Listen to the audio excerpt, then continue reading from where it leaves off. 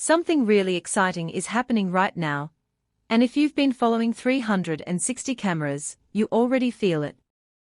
Every single year, Insta360 drops a new camera around this time, and right now, we are in that exact window again.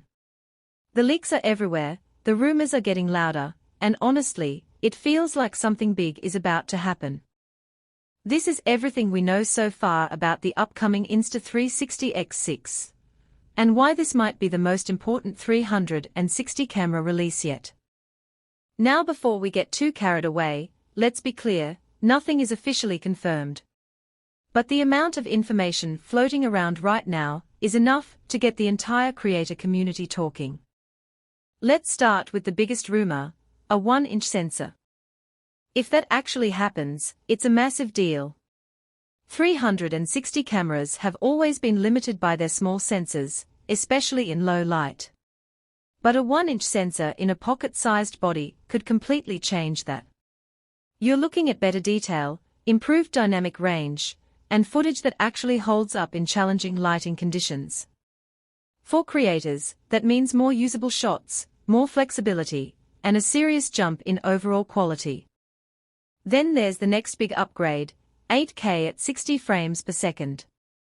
Right now, most 360 cameras top out at 8K 30 frames per second. That's already sharp, but doubling the frame rate opens up a whole new level of smoothness. Fast-moving shots look cleaner, action footage feels more immersive, and you even get room for slow motion while keeping high resolution. For travel creators, sports shooters, and anyone capturing movement, this is a game changer. But here's where things start to feel more pro. 10-bit color. If you've ever tried to color grade 360 footage, you already know the struggle. With 8-bit video, things fall apart quickly when you push the image. But 10-bit changes everything. You get way more color information, smoother gradients, and footage that can actually be edited like something from a professional camera. For serious creators, this might be the most important upgrade of all.